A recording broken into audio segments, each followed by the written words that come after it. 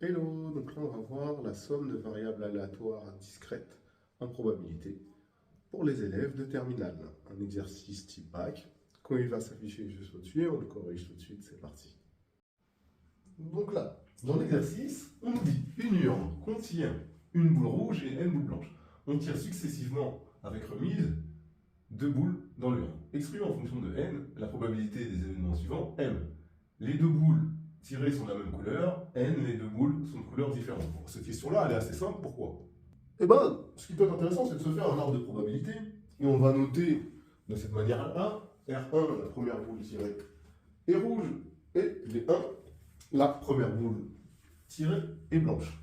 Bah, vous savez qu'il y a une boule rouge et n boules blanches. Donc il y a n plus une boule. Donc j'ai une chance sur n plus 1 de tomber sur R1 et n sur n plus 1 de tomber sur B1. Et après, comme on fait une remise, de la même manière, j'aurai R2 et B2. Et j'ai 1 sur n plus 1, 1 sur n plus 1 chance de tomber sur R2 et n sur n plus 1 chance de tomber sur B2. Donc une fois que j'ai fait cet arbre-là, on me donne la probabilité de tirer deux boules de même couleur. Bah, deux boules de la même couleur, c'est avoir R2 inter R1 ou R1 inter R2 plus, évidemment, B1 inter B2. Et ça, c'est ce qu'on appelle P2M. D'accord? Bah, de façon assez simple, R1 inter R2, ça me fait 1 sur n plus 1 fois 1 sur n plus 1. Et B1 inter B2, ça me fait n sur n plus 1 fois n sur n plus 1. Bah, finalement, on est assez intelligent. Ça va me faire 1 plus n carré sur n plus 1 au carré. Et bah ça, de la même façon, je vais regarder l'arbre. Donc, deux boules de couleurs différentes, qu'on appelle B2N, ce sera soit je tire la première boule rouge et la deuxième blanche, ou soit je tire la première boule blanche et la deuxième rouge. Donc, j'aurai P de R1 inter B2, ce qui va me faire 1 sur n plus 1 fois n sur n plus 1, ce que j'ai ici, et donc, plus P de B1 inter R2, c'est-à-dire n sur n plus 1 fois 1 sur n plus 1. Bah, finalement, ça me fait 2n sur n plus 1 au carré. Ce qui est logique, comme ça, la somme des deux, évidemment, fera. Maintenant, on considère le jeu suivant. Le joueur perd n plus 1 au carré euro si m est réalisé et gagne 2 facteurs de n plus 1 au carré euro si on appelle x la variable aléatoire égale au gain positif ou négatif du joueur. Déterminer la loi de probabilité de x. Donc quand on vous demande la loi de probabilité de x, c'est, dans la plupart des cas, sauf loi connue, d'accord, loi connue type loi exponentielle ou polynomiale, c'est de dire ici les valeurs que peut prendre x, d'accord, et la probabilité que x prenne ces valeurs. Donc là, évidemment, x, on m'a dit que c'est le gain, donc je peux perdre n plus 1 au carré, et donc ce sera moins n plus 1 au carré. D'accord? Et ensuite, 2 facteurs de n plus 1 au carré. Si je gagne. D'accord? Et c'est mes deux seules possibilités parce que soit je tombe sur deux boules de la même couleur, soit je tombe sur deux boules de couleurs différentes. Maintenant, on va chercher les probabilités. Et bien, en question 1, je les ai calculées parce que ici, si je perds, c'est que je tombe sur m. Et P de m, si on se rappelle tout à l'heure, on avait vu que P de m, c'était 1 plus n carré sur n plus 1 au carré. Donc ici, je vais mettre P de grand X égale ici. Ici, je vais avoir 1 plus n carré sur n plus 1 au carré. Et la probabilité de l'événement n, on l'a calculé précédemment, c'était 2n sur n plus 1 au carré. Donc voici la loi de probabilité de x. Ensuite, toujours pour vous expliquer, on vous demande de démontrer que l'espérance de x est égale à moins n carré plus 4n moins 1.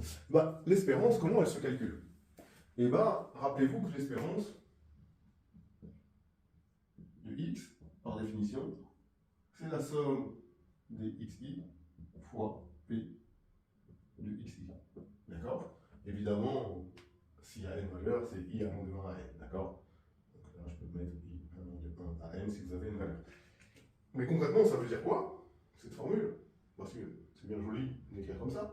Concrètement, c'est que vous allez faire ça fois ça, plus ça fois ça. S'il y avait d'autres lignes du tableau, vous aurez fait ça fois ça, etc. Donc, moi, mon espérance, ça va être simple, ça va me faire moins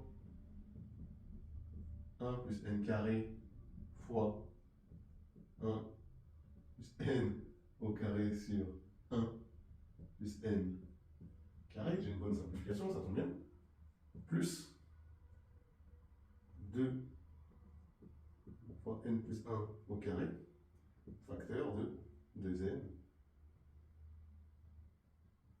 divisé par n plus 1 au carré. Bon, il y a des choses intéressantes qui se simplifient tout de suite. Bah, qu'est-ce que je vais simplifier? Évidemment, ici, j'ai du 1 plus n carré ici, également ici.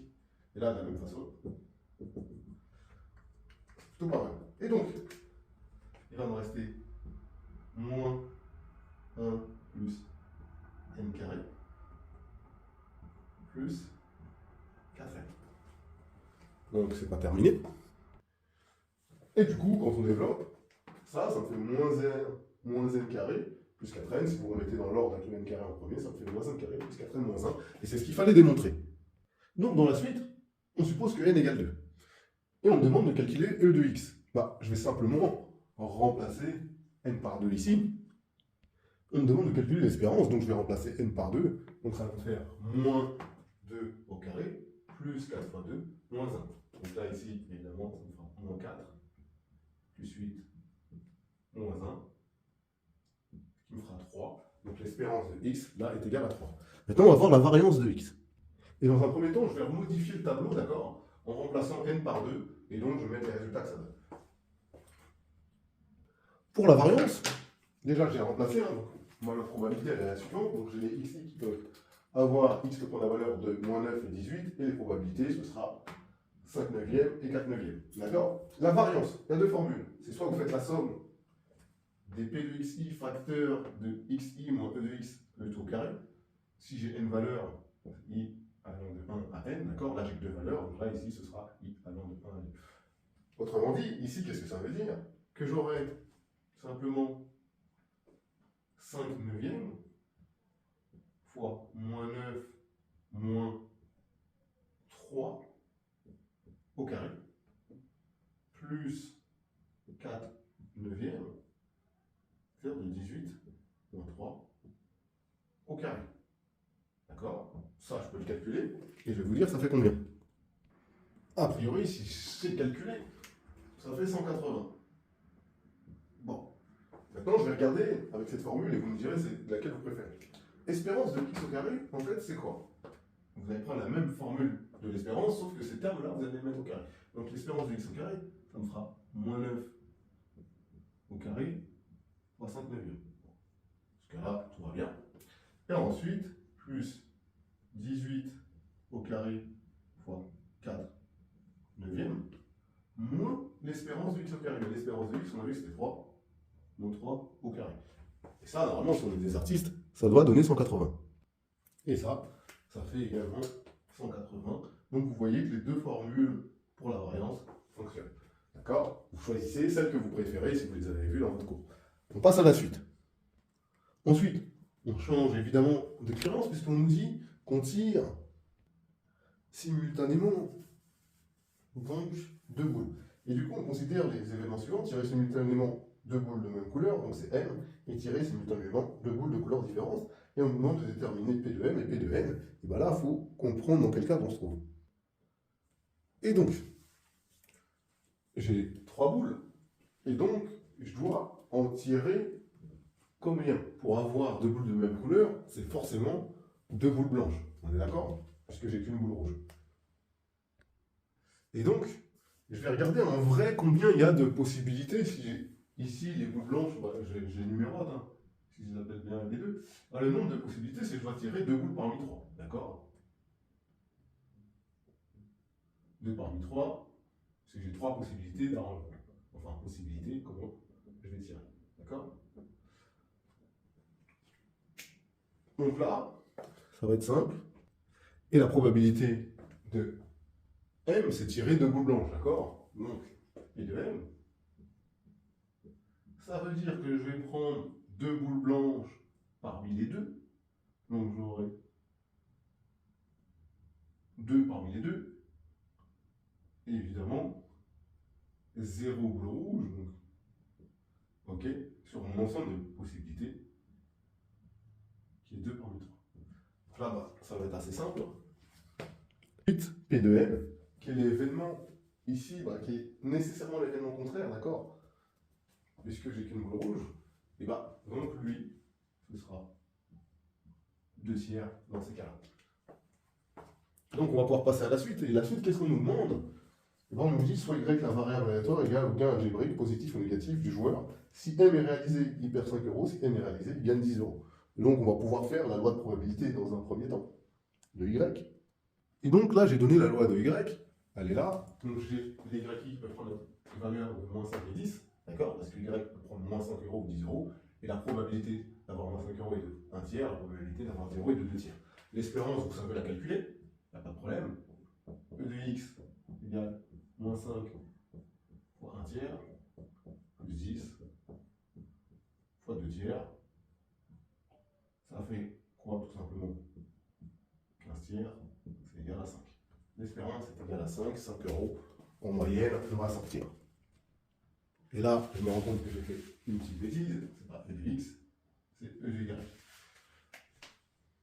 Et ensuite, on va faire V de Y. On va le calculer comme tout à l'heure. Et bien, V de Y vaut 50 après calcul. D'accord? Là, moi, j'ai utilisé une formule de la variance, vous aurez pu utiliser l'autre, comme je vous ai expliqué tout à l'heure. Vous devez trouver 50 quoi qu'il arrive. Donc, je rappelle les résultats de l'espérance et de la variance de X de la même façon de l'espérance et de la variance de Y. En question 6, on nous demande de calculer E de X plus Y. Et je rappelle quelque chose sur l'espérance. L'espérance, c'est linéaire. Ça veut dire que si vous avez A et B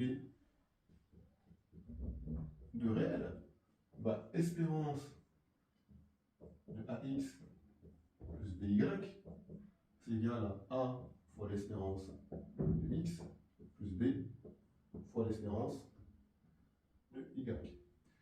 D'accord?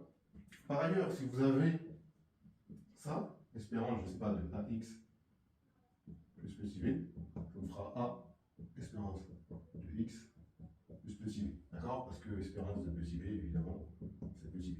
D'accord? Ça, il faut bien le retenir. Important de le savoir. Bah, moi, on me demande E de X plus Y.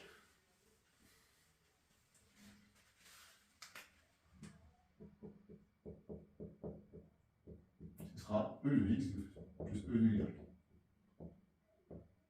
Dans ce cas-là. Bah, E de X, il vaut 3.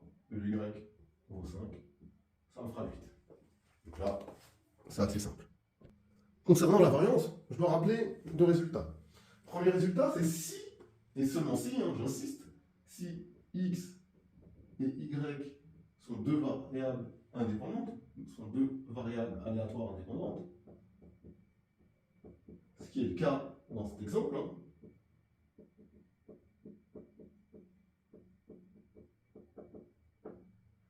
Et bien, on a V de X plus Y égale V de X plus V de Y, et j'insiste, si X et Y sont des variables aléatoires indépendantes, sinon ça ne marche pas. Donc, ici, X et Y sont des variables indépendantes, donc j'ai V de X plus Y égale V de X plus V de Y, c'est égal à 180 plus 50, ça fait 230. Pourquoi elles sont indépendantes? Les deux expériences n'ont rien à voir, c'est-à-dire que le résultat de l'une n'a aucune influence sur le résultat de l'autre. Sinon, vous aurez pu montrer que pour n'importe quel petit i, effectivement, ce qu'il aurait fallu montrer, c'est pour tous i, appartenant de toute manière, peu importe où c'était, c'est-à-dire que j'avais P de xi inter yi, d'accord, qui est égal à P de xi fois P de yi, avec i allant de 1 à 2, évidemment, dans notre cas. Bon, ça aurait été facile à démontrer, mais là, c'est évident que les deux expériences sont indépendantes, le résultat de l'une n'a aucune influence sur le résultat de l'autre. Maintenant, je poursuis sur la variance et je rappelle quelque chose. Évidemment, variance de a fois x, si a est un réel, évidemment, ça me fait a carré fois variance de x. Ça, il faut le retenir. Du coup, qu'est-ce qu'on me demande de calculer? On demande l'espérance de 5x plus 2y, bon ça va être assez simple. Donc, l'espérance de 5x plus 2y, ça me fait 5 fois l'espérance de x plus 2 fois l'espérance de y, ce qui me fait 5 fois 3 plus 2 fois 5, ce qui me fait 25 a priori. C'est encore compter, hein. Peut-être que je sais compter, j'en sais rien. Du coup, la variance de 5x plus 2y, si x et y sont des variables indépendantes, 5x et 2y sont des variables indépendantes, à savoir. Donc ça va me faire v de 5x plus v de 2y, et ce que je vous ai dit, c'est que v de 5x c'est 5 au carré fois v de x, et v de 2y c'est 2 au carré fois v de y. Donc ça me fait 25 fois 180, parce que v de x vaut 180, plus 4 fois 50, puisque v de y vaut 50, et ça, si je sais à peu près calculer, ça va faire 4700. J'en sais rien, tu vois. Peut-être que je calcule au pif, mais normalement je calcule encore assez bien. Donc voilà, et on a terminé l'exercice sur ces variables aléatoires.